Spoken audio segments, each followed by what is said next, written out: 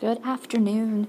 Today we are going to finish talking about different types of matter for our quiz tomorrow with a very short set of notes about compounds and molecules and just what the difference is in the naming when we're trying to classify matter. So be sure that you fill out the rest of your study guide based on this information and study these notes in addition to your matter notes on page 43 and your atoms and elements notes on page 46 for the quiz tomorrow. So we've used the word molecule in conversation in class before, but we haven't really defined it. So I just want you to understand that a molecule is any combination that involves two or more atoms that are chemically bonded together. So they are attached, they are connected. And so this is very similar to our definition for compounds. The thing about molecules is that they could be of the same element or they could be of different elements.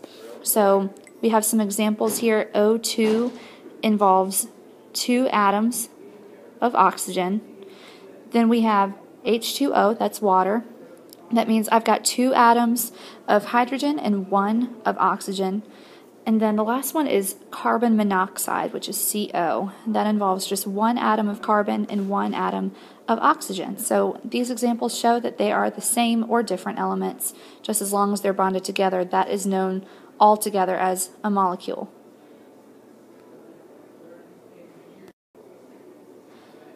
So compounds are a little bit more specific. It is a molecule that is made up of two or more different types of elements that are chemically combined.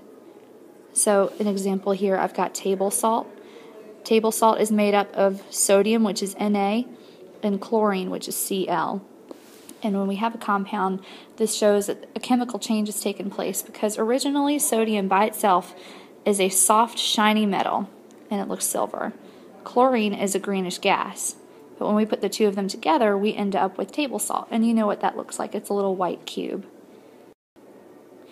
So to classify compounds, we can put them in two different categories based on the elements that make them up.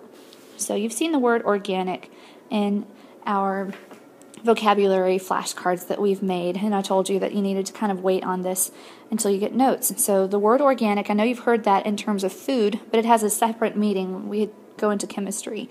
An organic compound contains the element carbon. So any compound that has a capital C and no lowercase letters after that, that is the symbol for carbon, and if it has that, then it is classified as organic. So a few descriptions about organic compounds include they are from living things, they have low melting and boiling points, so that means that we don't have to add very much energy to make them melt or boil. At room temperature, they are liquids or gases, and they are poor conductors, so they do not allow electricity to flow through them very easily. So again, this is anything that contains carbon. Everything else falls into the other category, something called an inorganic compound. So anything that does not contain the element carbon is known as an inorganic compound. So some ideas here, and this is what you're going to see in your warm-up tomorrow, is I'm going to show you several different formulas, which means these abbreviations for element compounds.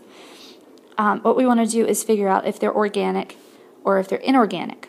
So the thing that you're looking for, again, is capital C with no lowercase after it.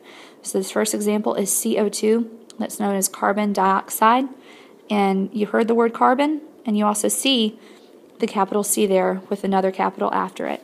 So that's why we're going to write down organic next to that one. Our next option is NaCl.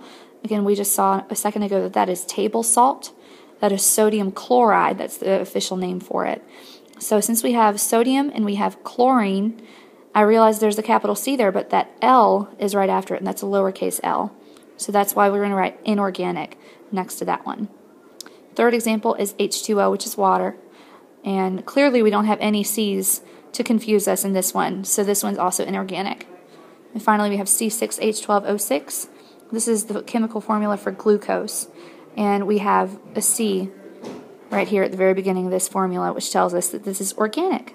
So tomorrow when you come in, you want to use these notes to help us decide what formulas on the board are organic or inorganic. And again, be sure to use these notes as you're studying tonight for the quiz tomorrow. Hope you have a good evening.